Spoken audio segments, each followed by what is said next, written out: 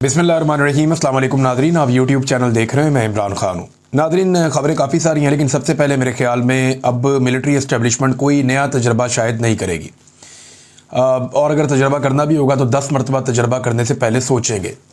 जो खातून ऑफिसर के चंद जुमलों ने बयानिया वाड़ के रख दिया है और पाकिस्तानियों के सीनों में जो दबी हुई चिंगारियाँ हैं उनको भड़काया है, उसके बाद कोई और तजर्बा करना बनता भी नहीं है। यानी जो अपना काम खुद से नहीं कर रहा, यानी अपना काम जो है उसके अलावा बाकियों के कामों में मुदाखलत करे, तो वो दूसरों को क्या नसीहत कर सकता है? जो खुद आइन और कानून को बूटों तले रोन डाले और ख़ुद को मोहतरम और बाकी सबको कीड़े मकोड़े समझे, वो लोगों को कैसे नसीहत कर सकता है? लिहाजा पहले अपनी ड्यूटी करें और हालात को दुरुस्त होने तक लेक्चर से जो है वो गुरेज किया जाए। देखिए, फ़ौज की जो है सिक्योरिटी की ड्यूटी है। अब सिंपली अगर आईने पाकिस्तान कहता है तो क्या कहता है? फ़ौज जो है वो सरहदों पे सिक्योरिटी के फ़राइज़ सर अंजाम देगी और दाखिली सिक्योरिटी के मामलात में हुकूमत की मावनत करेगी। इसके अलावा हुकूमत अगर इमरजेंसी में कहीं पे कोई अहकामात देती है तो फ़ौज उसके ऊपर अमल दरामद करेगी। खुद से फ़ौज कुछ नहीं कर सकती, फ़ौजी क़यादत कुछ नहीं कर सकती। तो जो पब्लिक इंटरेस्ट है, ये एक मामला जो खातून ऑफिसर ने कहा, ये पाकिस्तान के सोशल मीडिया पर टॉप ट्रेंड बन गया। हर वो शख्स जिसके साथ जुल्म और जबर हुआ उसने निकाल कर बताया कि मेरे साथ ये पब्लिक इंटरेस्ट में किया गया। पॉलिटिकल पार्टीज बनाई गई पब्लिक इंटरेस्ट में, तोड़ी गई पब्लिक इंटरेस्ट में, हुकूमतें बनाई गई पब्लिक इंटरेस्ट में, हुकूमतें गिराई गई पब्लिक इंटरेस्ट में, चादर और चार दीवारी का तकद्दुस पामाल किया गया पब्लिक इंटरेस्ट में, लोगों की इमलाक को नुकसान पहुंचाया गया पब्लिक इंटरेस्ट में, खवातीन को अगवा किया गया पब्लिक इंटरेस्ट में, सड़कों पर उन्हें मारा और घसीटा गया पब्लिक इंटरेस्ट में, बच्चों को गिरफ्तार और अगवा किया गया पब्लिक इंटरेस्ट में, MNAs को घसीटा गया, उन्हें अगवा किया गया पब्लिक इंटरेस्ट में, अगवा बराए बयान करवाया गया पब्लिक इंटरेस्ट में, पूरा का पूरा इलेक्शन चोरी कर लिया गया पब्लिक इंटरेस्ट में। ये बेशुमार ऐसी लोगों ने, सैकड़ों चीज़ें मैंने पढ़ी सोशल मीडिया पे, जो लोगों ने निकाल कर बताई। अरकान असम्बली ने बताया कि हमारे साथ जो जुल्म और ज्यादती हुई, क्या वो पब्लिक इंटरेस्ट था? हमें जो कहा जाता था फलानी पार्टी ज्वाइन कर लो और फलानी पार्टी को छोड़ दो, तो क्या ये पब्लिक इंटरेस्ट था? क्या इद्दत वाला केस पब्लिक इंटरेस्ट में बनाया गया? क्या इमरान खान साहब पे 300 मुकदमात पब्लिक इंटरेस्ट में करवाए गए? तो ये सारा कुछ पब्लिक इंटरेस्ट बिल्कुल नहीं हो सकता। और दूसरा, लोगों ने जो बयानिया वाड़ के रख दिया वो एहतसाब का है। खातून ने कहा कि फौज में एहतसाब है। 4 मरतबा पाकिस्तान की फौज ने मार्शल लॉ लगाया, जर्नैलों ने आइन से गद्दारी की, किसी एक का भी एहतसाब नहीं हुआ। सियासत में मुदाखलत की, किसी एक का भी एहतसाब नहीं हुआ। अभी फैज़ हमीद को पकड़ा हुआ है इंटरनल मामलात में। अगर फैज़ हमीद को सजा देनी है तो सियासत में मुदाखलत पर सजा दो। अगर फैज़ हमीद को सजा देनी है तो सिविलियंस के काम के अंदर मुदाखलत पर सजा दो। असल में तो सजा ये होनी चाहिए और हर उस फौजी को मिलनी चाहिए जिसने सियासत में मुदाखलत की है, चाहे उसने कल की है, चाहे वो आज कर रहा है। इन सबको निशाने इबरत बनाना चाहिए और इन सबको सजा मिलनी चाहिए जिसने आईन से गद्दारी की है। तब हम मानेंगे कि पाकिस्तान में इस इदारे के अंदर एहतसाब का एक सिस्टम मौजूद है। और अगर इदारा चलाने के लिए कोई छोटा मोटा एहतसाब किया जाता है, वो तो हर इदारे के अंदर कोई ना कोई सिस्टम होता है, पुलिस में भी है, बाकी इदारों में भी है। लेकिन यहाँ पे क्योंकि मार्शल लॉ 4 मरतबा लगाया गया है, तो 4 में से 1 मरतबा भी एक भी डिक्टेटर के खिलाफ किसी किस्म की कोई कानूनी कार्रवाई नहीं की गई। लोगों ने सैकड़ों मजालिम याद दिला दिए और ये बयानियाँ और दावे जो है उड़ा के रख दिए। लिहाजा आइंदा मुझे नहीं लगता कि मिलिट्री एस्टेब्लिशमेंट इस तरह की कोई लॉन्चिंग करेगी कि किसी खातून को या किसी ऑफिसर को सामने लाया जाए और उसका स्टेटमेंट जज्बाती अंदाज में और बड़े ज़बरदस्त बोलने के अंदाज में जो है पब्लिक के सामने लाया जाए। नहीं, ये सौदा अब नहीं बिकना, बिक गया, बड़ा सौदा बिकना नहीं, जड़ा बहुत सौदा बिक गया जो बिकना था। ये सौदा अब नहीं बिकना। अब आपको सियासत के अंदर से अपना किरदार ख़त्म करना पड़ेगा। अब आपको सियासतदानों के ऊपर मामला छोड़ने पड़ेंगे। जो ब्लडी सिविलियंस हैं, जो कीड़े मकोड़े हैं, उन्हें मौका देना पड़ेगा कि वो मुल्क को चलाएं, क्योंकि कीड़े मकोड़े अब ये समझ गए हैं कि उनकी औकात क्या है। नाज़रीन, दूसरी एक और ख़बर है, ये बड़ी खबर और बहुत तेज़ी से फैलाई जा रही है। कुछ खबरें इसके तनाजुर में अभी मार्केट में आ रही हैं और ये कहा जा रहा है जी मुज़ाकरात हो रहे हैं, बैकडोर चैनल चीज़ें चल रही हैं, एस्टेब्लिशमेंट ने फैसला कर लिया कि शायद वो इमरान खान को छोड़ दे। ऐसी कहानियाँ सुनाई जा रही हैं। ये होता कब है? 2 किस्म की खबरें फैलाई जा रही हैं। एक तो ये है कि पाकिस्तान तहरीक इंसाफ के कोई मुज़ाकरात की तरफ मामला चल रहे हैं।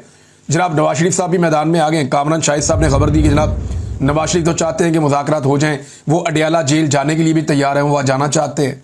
राना सनाउल्लाह ने भी ऐसी ही बातें की, कुछ और लोग भी कर रहे हैं। थोड़े दिन पहले जो है वो एक नून लीग से मुंसलिक एक सोशल मीडिया चैनल है, उसने भी इस तरह की खबरें दी थी। खबरें क्यों दी गई? देखिए, मियाँ नवाज शरीफ साहब ने अगर अडियाला जेल जाना है तो वहाँ जाके उन्होंने बेइज्जती करवानी है ना। भाई एक आदमी को आपने जाली मुकदमात में जेल में डाला हुआ है और अब जाली हुकूमत बनाकर मुसल्लत हो गए हैं, और अब जाके उस आदमी से आप क्या बात करेंगे?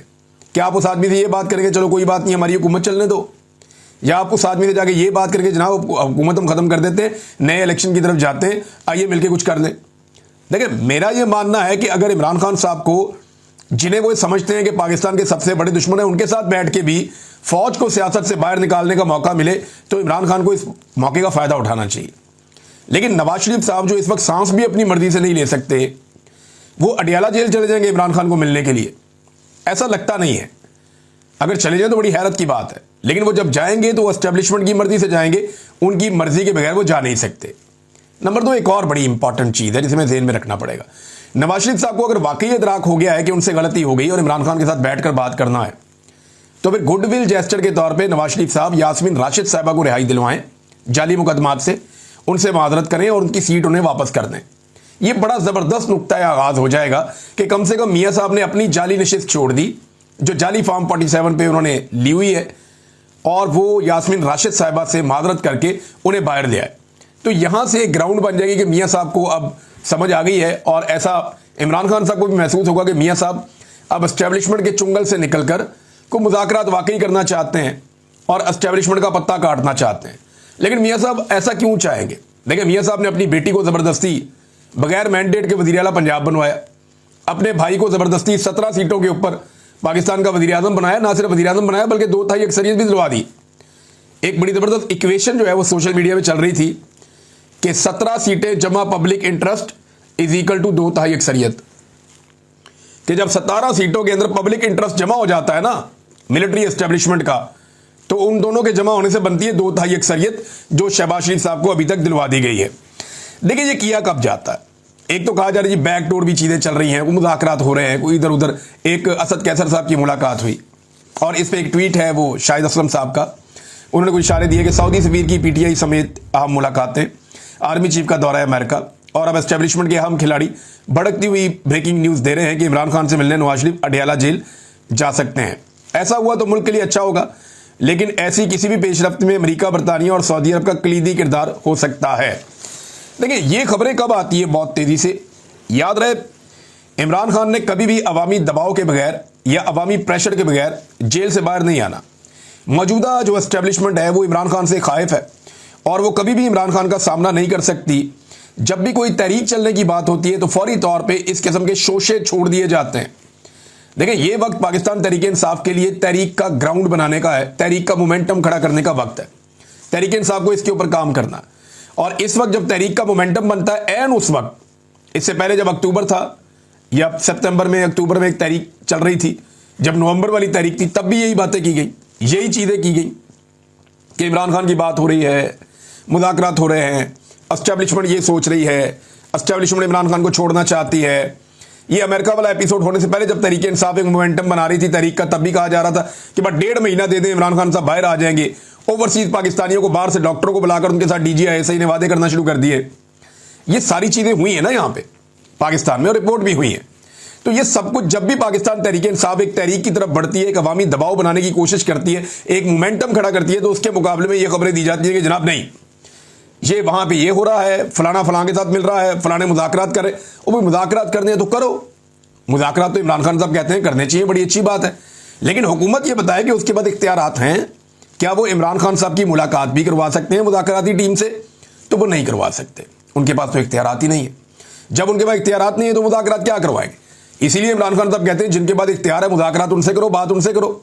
जैसे डोनाल्ड ट्रंप ने फील्ड मार्शल को बुलाया, उनसे बात की, उन्हें पता था बाकी सारे अर्दली हैं, इस आदमी के पास इख्तियार है, इसको बुला लो, बात करते हैं इससे। इसी तरह इमरान खान भी यही कहता है कि भाई जिस आदमी के पास इख्तियार है, जिसके पास सारा कंट्रोल है, उसको बुलाओ, बिठाओ, उसके साथ बात करो कि भाई क्या करना है, अब मुल्क को कैसे आगे लेकर चलना है। बेड़ा गर्क हो गया हर चीज़ का, और बेड़ा गर्क कैसे हुआ है मैं आपको बाद में बताता हूँ। ये लफ्ज़ आप याद रखिएगा कि बेड़ा गर्क हो गया, मैंने आपसे कहा। आगे आप ये देखें कि तहरीक इंसाफ तहरीक चलाने के लिए जो आपको ग्राउंड पे चीज़ें चाहिए होती हैं वो सारी मुकम्मल है। इस वक्त बदतरीन महंगाई है, खौफनाक बजट हुकूमत ने पेश किया है IMF का दिया हुआ, जिसने लोगों की कमर तोड़ दी है। अमीर आदमी के लिए आसानियां पैदा की जा रही हैं, गरीब आदमी जिनकी तादाद बहुत ज़्यादा है उनके लिए मुश्किलात पैदा की जा रही हैं। पाकिस्तान तकरीबन आधे पाकिस्तानी इस वक्त गुर्बत की लकीर से नीचे चले गए हैं। किसान मुकम्मल तौर पर तबाह हो चुका है, बेरोजगारी अपने उरूज पे है, 6% वाली बेरोजगारी 22% पे पहुंच गई है। मईशत तबाही के दहाने पर खड़ी है, बल्कि तबाह हो चुकी है। बैड गवर्नेंस पाकिस्तान में अपनी जगह पे है। हुकूमत की मकबूलियत इतनी जमीन बोस हो गई है कि अब ये लैट्रिनों के ऊपर और हर चीज के ऊपर अपना नाम लिखवाते हैं, अपनी शक्ल छपवाते हैं। अपोजिशन जो है वो इस वक्त मकबूल है। इमरान खान साहब की मकबूलियत का तोती बोलता है। ये फौज ने सर्वे करवाया अली अमीन के मुताबिक, उसमें इमरान खान साहब की मकबूलियत 88% आई है। अब बस एक मोमेंटम बनाने की जरूरत है। ये सारे लोग छिड़े हुए हैं, बहुत परेशान हैं, बहुत इस हुकूमत से खाइफ हैं। इन लोगों के अंदर एक मोमेंटम बनाने की जरूरत है तहरीक का, और फिर ये तहरीक खड़ी हो जाएगी। और इस दफा तहरीक ऐसी नहीं है कि सबने जाना है इस्लामाबाद की तरफ। आप सारे इस्लामाबाद की तरफ जाते हैं, रास्ते में 50,000 पुलिस वाले इस्तेमाल होते हैं तो वो रोक लेते हैं। अब अपने अपने शहरों में, अपने अपने इलाकों में, अपनी अपनी जगहों पे अगर मुल्क को बंद किया जाएगा तो बड़ी मुसीबत बन जाएगी इस हुकूमत के लिए। अच्छा, इस मोमेंटम को बनने से पहले तोड़ना एक वजह और भी है कि जरूरी है। देखिए, 29 नवंबर 2025 को आर्मी चीफ के 3 साल मुकम्मल हो रहे हैं। असूलन इस तारीख को एक आर्मी चीफ रिटायर हो जाता है, लेकिन इन्होंने 2 साल की एक्सटेंशन ली हुई है। तो आर्मी चीफ चाहेंगे कि 29 नवंबर 2025 तक की तारीख जो है वो पुरसकून अंदाज में गुजर जाए। इस डेट से पहले मुल्क में कोई एहतजाजी तहरीक या कोई ऐसी अनइवन चीजें ना हो जिनकी वजह से ये मामला छिड़ जाए। लिहाजा वो ये चाहेंगे कि बिल्कुल पुरसकून अंदाज में 29 नवंबर 2025 का दिन गुजर जाए और उसके बाद वो 2 साल के लिए दोबारा उनकी एक्सटेंशन हो जाएगी। तो इस सूरत हाल में जो है वो फिर बाद में तहरीक चलती है तो देखेंगे क्या होगा, लेकिन वो चाहेंगे कि ये वक्त गुजर जाए और इसके लिए कोशिश अब की जा रही है। और कभी मुज़ाकरात, कभी बैकडोर चैनल, कभी ये वाली कहानी, कभी ट्रक की बत्ती। तो ये सारी ट्रक की बत्तियां, इससे पहले भी हमने ऐसी बहुत देखी हैं। इमरान खान साहब को तो बहुत दफा ऑप्शन दिए गए, यानी अब उन्हें क्या ऑप्शन दिया जाएगा। आमिर डोगर साहब ने जो इंकशाफ किया था वो ये देखें आप। आमिर डोगर साहब हैं, ये हामिद मीर साहब के प्रोग्राम में इंकशाफ कर रहे थे कि इमरान खान को जिस दिन गिरफ्तार किया गया उससे एक दिन पहले इमरान खान के पास कुछ लोग भेजे गए थे कि आपको सुबह गिरफ्तार कर लिया जाएगा, अगर आप मुल्क से जाना चाहते हैं तो लाहौर एयरपोर्ट पर जहाज खड़ा है, आप दुनिया में जहां जाना चाहते हैं जा सकते हैं। मगर इमरान खान ने बैरून मुल्क जाने से इनकार कर दिया। आमिर डोगर कहते हैं कि इमरान खान को बार बार मुल्क से बाहर जाने का कहा गया। जब वो जेल में चले गए तब भी उन्हें मुल्क से बाहर जाने का कहा गया। उन्हें यह भी कहा गया कि आप हाउस अरेस्ट हो जाएं, लेकिन इमरान खान साहब ने किसी किस्म की डील नहीं ली। उन्हें 8 फरवरी के इलेक्शन से पहले और 8 फरवरी के इलेक्शन के बाद भी बार बार डील देने की कोशिश की गई, लेकिन उन्होंने डील नहीं ली।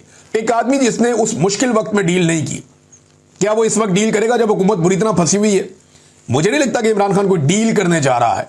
पाकिस्तान के लिए वो एस्टेब्लिशमेंट से बात करना चाहते हैं कि भाई बेड़ा गर्क हो गया मुल्क का, अब निकलो बीच में से, आओ मैं तुम्हें रास्ता बना कर दूं, तुम निकल जाओ। और इसके लिए अगर नवाज शरीफ से भी बात करनी पड़े तो कोई घाटे का सौदा नहीं है। एक दफा फौज को सियासत से निकाल दें तो पाकिस्तान आगे बढ़ सकता है, इसके अलावा और कोई रास्ता नहीं है। नाज़रीन, मैं आपको कह रहा था ना कि तबाही फेर दी है। अब वो चीज़ मैं आपके सामने रखने जा रहा हूं कि किन चीज़ों को मैं ये कह रहा था कि बुरी तरह पाकिस्तान में तबाही फेरी गई है। कौन से बड़े बड़े जो है वो कंपनियां हैं जो पाकिस्तान को छोड़कर चली गई, जैसे कि माइक्रोसॉफ्ट पाकिस्तान में बंद करके अपने दफ्तर जा रही है। 25 साल से वो यहां काम कर रहे थे, अब वो छोड़कर पाकिस्तान को जा रहे हैं। तो ये तो पाकिस्तान के लिए एक बड़ा नेगेटिव है। बहुत बड़ी तादाद में लोग बेरोजगार हो जाएंगे। इसमें रिजवान गलज़ई साहब ने बड़ा अच्छा काम किया। उन्होंने एक रिपोर्ट तैयार की है, उसमें चंद उन बड़ी कंपनियों के नाम बताए हैं जो पाकिस्तान से अपना कारोबार बंद करके चले गए। शेल कंपनी अपने 77.42% जो शेयर्स है वो बेचकर जून 2023 में चली गई। पार्को पेट्रोलियम कंपनी अपने 50% शेयर्स बेचकर पाकिस्तान से चली गई। 2023 दिसंबर में टेलीनॉर पाकिस्तान भी बंद हो गया, चला गया पाकिस्तान से। ऊबर कंपनी, यानी वो किसी और को बेचकर चले गए। ऊबर कंपनी वो भी बंद हो गई। और उनकी एक और कंपनी है क्रीम, वो भी बंद होने का उन्होंने ऐलान कर दिया कि वो भी बंद हो जाएगी। 1-2 माह पहले उन्होंने ऐलान किया था। प्रॉक्टर एंड गैम्बल कंपनी वो भी बंद हो गई, वो बेचकर चले गए। सीमेंस कंपनी वो भी बेचकर चले गए। यानी बहुत सारी ऐसी कंपनियां हैं जो पाकिस्तान छोड़कर जा रही हैं। मोबाइल फोन बनाने वाली कंपनियां वो भी पाकिस्तान छोड़कर जा रही हैं। जो कंपनियां पाकिस्तान में आना चाहती थी वो अब कानों को हाथ लगानी कि जी हम नहीं आ रहे।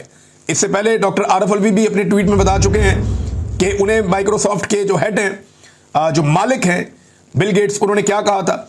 अमेजॉन भी पाकिस्तान आते आते रह गया, यानी अमेजॉन पाकिस्तान में आ रहा था, लेकिन इमरान खान साहब का दौर जब खत्म हुआ उसके बाद एक मायूसी फैल गई और फिर जो कारोबार के साथ हुआ, अमेजॉन भी अब पाकिस्तान नहीं हारा। ये सारी तबाही नाजरीन पाकिस्तान के अंदर फेरी गई है और ये गुज़िश्ता 3 सालों में फेरी गई है। शब्बर जैदी साहब का एक बयान बड़ा ज़बरदस्त तरीके से गर्दिश कर रहा है, वो बयान मैं आपके सामने रखता हूं और बहुत सारे लोगों ने इसको ट्वीट किया। साबिर शाकिर साहब के ट्विटर से मैं पढ़ के समझता हूं और बहुत सारे लोगों ने इसको ट्वीट किया है। उन्होंने कहा, मैंने इमरान खान और जनरल बाजवा को कहा कि ये हमारे अपने इदारे एफबीआर में बहुत से लोग करप्शन में मुलव्वस हैं। तो इमरान खान ने फौरन मुझे कहा कि इन सबको निकाल दो, लेकिन बाजुआ ने मुझे निकाल दिया। ये जरा प्रायोरिटीज हैं, इस तरीके से मुल्क चलाया जा रहा है। तो फौज को सिर्फ अपना काम करना चाहिए, सियासत में और एडमिनिस्ट्रेशन में और मुल्क चलाने में किसी किस्म की मुदाखलत कभी भी नहीं करनी चाहिए। अटक जेल से नाजरीन कुछ और कैदियों को छोड़ा गया है। ये 19 कैदी हैं जो अब रिहा हुए हैं 7 महीने के बाद। ये 26 नवंबर के मुकदमात में इन्हें गिरफ्तार किया गया था। जब ये कैदी रिहा हुए तो वहां कैमरामैन मौजूद थे। उन्होंने जब इनकी वीडियोस बनाई तो ये तमाम कैदी इमरान खान जिंदाबाद के नारे लगा रहे थे। इन तमाम कैदियों ने कहा कि हम दोबारा निकलेंगे और इमरान खान को रिहा करवाएंगे। यानी जितने लोगों को इस निज़ाम ने गिरफ्तार किया, अब तक लगभग 20,000 से ज़्यादा लोग गिरफ्तार हुए हैं ओवरऑल। ये जो 20,000 से ज़्यादा लोग गिरफ्तार हुए ना पाकिस्तान तहरीक इंसाफ के, अब इनके ऊपर तो मोहर लग गई है कि ये पक्के वर्कर हैं पाकिस्तान तहरीक इंसाफ के, ये अपनी पार्टी छोड़कर अब कहीं नहीं जाते। यानी इन लोगों ने अब कुर्बानी दे दी है ना। सियासी वर्कर जब गिरफ्तार हो जाता है ना तो उससे पहले उसकी अपनी पार्टी के साथ मंगनी हुई होती है, लेकिन जैसे ही वो गिरफ्तार होता है ना उसकी अपनी पार्टी के साथ उसका निकाह हो जाता है और फिर ये निकाह नहीं टूटता। ये पीपल्स पार्टी के साथ भी हमने होते देखा, जमात इस्लामी के साथ भी होते देखा, ये हमने PMLN के साथ भी होते देखा। लेकिन जितने बड़े पैमाने पर गिरफ्तारियां इनकी हो गई हैं पाकिस्तान तहरीक इंसाफ की, भाई इतनी बड़ी गिरफ्तारियां तो हमने सुनी भी नहीं थी। और पंजाब के अंदर इस पैमाने पे ये तो सवाल ही पैदा नहीं होता। तो बड़ी इन्होंने डिक्टेटर ने इतनी तबाही नहीं फेरी जितनी इनके खिलाफ तबाही फेरी गई है मौजूदा रजीम की तरफ से। मिलिट्री एस्टेब्लिशमेंट ने और मौजूदा हुकूमत ने मिलकर जो पाकिस्तान तहरीक इंसाफ के साथ जुल्म जबर और फस्तायत किया, ये लोग पूरी ताकत से खड़े हो गए। वो सरम जावेद खान वो रिहा होते ही उन्होंने डायरेक्टली फिर अटैक किया हुकूमत के ऊपर। यानी रिहा होते ही एग्जैक्टली वही जुमले, वही बातें, वही मोमेंटम था उनका बात करने का जो उनका गिरफ्तार होते वक्त था। अब एक लड़की है सरम जावेद खान और एक बड़ी उम्र की खातून है मरियम नवाज शरीफ। अब मरियम नवाज जो है, आपको गौर करें ना, जरा पीछे जाए आप, जरा सी तकलीफ आती थी तो 4-4 महीने 3-3 महीने उनका ट्विटर ही बंद हो जाता था। 4-4 3-3 महीने मरियम नवाज का कोई स्टेटमेंट ही नहीं आता था। जरा सी मुसीबत आती थी तो ये कंप्रोमाइज कर देते थे, डर जाते थे, खौफजदा हो जाते थे। जैसे ही इन्हें थोड़ा सा आसरा मिलता था कहीं से एस्टेब्लिशमेंट से, ये फिर आगे एक कदम आगे चढ़ जाते थे। जनरल बाजुआ पीछे पीछे इनको थोड़ा सा हलाशेरी देता रहता था। हालांकि फौज के खिलाफ जो स्टेटमेंट भी इन्होंने दिए थे वो जनरल बाजुआ के आशीर्वाद से दिए थे, क्योंकि जनरल बाजुआ ने रजीम चेंज करना था, उनको इस बात का आइडिया था, वो इसे प्लान कर रहे थे, उन्हें एक एक्सटेंशन और चाहिए थी, जो ख्वाजा आसिफ और ये सारे लोग अब बताते हैं कि जनरल बाजुआ एक्सटेंशन मांग रहा था, हमने उसको दी नहीं। तो जनरल बाजुआ की हलाशेरी से ये स्टेटमेंट वगैरह देते थे, लेकिन जैसे ही जरा सी मुश्किल होती थी ये अपने ट्विटर अकाउंट बंद करके भाग जाते थे। पाकिस्तान में कुछ भी होता रहता था, कुछ भी नहीं बोलते थे। लेकिन ये लड़की देखें, अपने हत्ती लड़की है, किसी बड़े सियासी खानदान से ताल्लुक भी नहीं है, बार बार गिरफ्तार हो जाती है और इसको आम कैदियों के साथ रखा जाता है, सहूलतें भी नहीं दी जाती। मरियम नवाज को जैसी सहूलतें मिली हैं ये तो सोच भी नहीं सकती। लेकिन इसके बावजूद ये लड़की जिस दिन बाहर आती है उसी शिद्दत के साथ और उसी अज़म के साथ जबर, फस्तायत और जुल्म के सामने खड़ी हो जाती है। अगर मरियम नवाज को वाकई इससे डर लगता है तो ठीक लगता है। अगर मरियम नवाज को वाकई ये लगता है कि वो इस जैसी नहीं बन सकती तो ये बात ठीक है, वो इस जैसी नहीं बन सकती। ये लड़की बहुत बहादुर है और इसने बड़ा मुकाबला किया है। नाज़रीन, एक चीज़ और है, मेरे ख्याल में इस मुल्क के अंदर ना जब भी कोई नई हुकूमत आए ना उसे एक एग्जीक्यूटिव ऑर्डर लेकर आना चाहिए और उस एग्जीक्यूटिव ऑर्डर के तहत तमाम सियासतदानों के नामों पे जितने भी मनसूबे बने हैं उन तमाम के नाम खत्म कर देने चाहिए। यानी नाम रखने चाहिए, कायदे आज़म का रखें ना, अल्लामा इकबाल का रखें, फातिमा जिन्ना का रखें, सर सैयद अहमद खान का रखें, लियाकत अली खान का रखें, जो कौमी हीरोज़ हैं, निशान हैदर हैं, उनका नाम रखें। बड़े बड़े एजाज़ात जो पाकिस्तान के लिए लाने वाले खिलाड़ी हैं उनके नाम रखें। बड़े बड़े जो आर्टिस्ट हैं उनके नाम पर रखें। अब्दुल सत्तार ईदी साहब जैसे लोगों के नाम पर रखें। बड़े बड़े शायरों के, सहाफ़ियों के, अदीबों के, यानी जो पुराने सियासतदान हैं उनके, जो उस्ताद हैं बड़े बड़े, उनके नामों के ऊपर, जो साइंटिस्ट हैं उनके नामों के ऊपर नाम रखें ना। ये जो लोग सियासी फायदा उठाते हैं, पब्लिक मनी से एक चीज बन रही है और उसके ऊपर अपना नाम ठोक दिया। सिंध में जो बनता है उसके अंदर जनाब या भुट्टो का नाम आ जाता है या जरदारी का नाम आ जाता है। इसी तरह पंजाब के अंदर जो बनता है शरीफ खानदान अपने नाम पे बना लेता है। उस्मान बुज़दार ने भी एक अस्पताल अपने वालिद के नाम पे बनाने की कोशिश की थी। तो ये रविश बंद होनी चाहिए। एक एग्जीक्यूटिव ऑर्डर ऐसा आना चाहिए जो अगली हुकूमत आए कि वो तमाम जितने इदारों के नाम, चाहे वो शरीफों के नामों पे हैं, चाहे वो भुट्टों के नामों पे हैं, चाहे वो जरदारियों के नामों पे हैं, चाहे वो किसी और के नाम के ऊपर, गिलानियों के नामों के ऊपर, वो सारे नाम खत्म करें। वो सारे नाम खत्म करें और यानी उन लोगों के नामों के ऊपर रखें जिन्होंने पाकिस्तान को कुछ डिलीवर किया। और आज उनका नाम रखने पे किसी भी सियासी जमात का कोई सियासी फायदा नहीं हो रहा, कन्फ्लिक्ट ऑफ इंटरेस्ट नहीं हो रहा। पब्लिक के पैसे से जो चीज बन रही है वो जो है उससे किसी सियासी जमात को फायदा नहीं होना चाहिए। यानी हद हो गई है। एक सहाफी ने भी खबर दी कि 2700 से ज्यादा प्रोजेक्ट ऐसे हैं जिनके नाम मरियम नवाज और नवाज शरीफ ने अपने नाम पे रख दिए, और इसके खानदान ने, बाकी लोगों ने पता नहीं क्या क्या तबाही फेरी हुई है। हमजा शहबाज के नाम पे चीजें हैं, शहबाज शरीफ के नाम पे चीजें, इनके खानदान में कि बच्चे हैं उनके नामों के ऊपर भी इन्होंने चीजें रखी हुई हैं। अंदाजा करें आप। तो ये चीज जो है ये खत्म होनी बहुत जरूरी है, क्योंकि काम ये टके का नहीं करते और मशहूरी ये बहुत ज्यादा करते हैं। काम का अंदाजा आप ये करेंगे, लाहौर का जो सबसे बड़ा अस्पताल है जिसका मरियम नवाज ने कई दफा विजिट किया है, मरियम औरंगजेब भी खुफिया छापे मारती फिरती है। अस्पताल की हालत यह है कि आज एक वीडियो में देख रहा था, वहां पे लोग अपने घरों से पंखे लेकर आ रहे हैं। एसी तो खराब है, पंखे भी अवेलेबल नहीं है अस्पताल में। लोगों को अमले ने कहा जनाब अपने मरीज को अगर आप रखना चाहते हैं गर्मी से महफूज तो घर से लेकर आए पंखा। तो लोग अपने कंधों पे पंखे उठा के अस्पताल जा रहे हैं। वहां पे मीडिया ने रिपोर्ट कर दिया, और कोई तीसरी मंजिल पे लेके जा रहा है, कोई दूसरी मंजिल पे लेके जा रहा है। मेरे मरीज का ऑपरेशन हुआ है, वो गर्मी में पड़ा हुआ है, मैं पंखा लेकर आया हूं, जरा सा पंखा इधर करो, दूसरे मरीज की तरफ लड़ाई हो जाती है। वो कह रहे हैं जनाब बिल्कुल सहूलतें अवेलेबल ही नहीं है, दवाइयां भी नहीं मिल रही है अस्पताल के अंदर। डॉक्टर्स ने वहां पे बात की, उन्होंने कहा जी हम भी एहतजाज करने जा रहे हैं, यहां कोई सहूलत अवेलेबल नहीं है। यहां पे हुकूमत ड्रामे करने आ जाती है, किसी किस्म की फैसिलिटी नहीं दी गई, और लोगों के पास जो एक सहूलत थी सेहत कार्ड की कि वो जहां से दिल करे जाके इलाज करवा लें, वो सहूलत भी मरियम नवाज ने लोगों से छीन ली है। नाज़रीन एक और बड़ी खबर है, आखिर में जाते जाते आपको बता देता हूं कि तालिबान की हुकूमत को पहले मुल्क ने तस्लीम कर लिया है, और वो पहला मुल्क है रूस। पाकिस्तान कभी भी आज़ाद फैसला नहीं कर सकता। पाकिस्तान अपने फैसले करने से पहले ये देखेगा कि ये फैसला किसी को पसंद आता है या नहीं आता। पाकिस्तान की खारजा पॉलिसी बिल्कुल आज़ाद नहीं है। लिहाजा रशिया ने तो अब तालिबान को तस्लीम कर लिया है, और ये एक नए दौर का और एक नई सिमत का आगाज़ है। आने वाले दिन में रीजन की सियासत पे इसके असरात होंगे। बात करेंगे बाद में, अब तक के लिए इतनी। अपना ख्याल रखिएगा, अपने चैनल का भी। अल्लाह हाफिज़।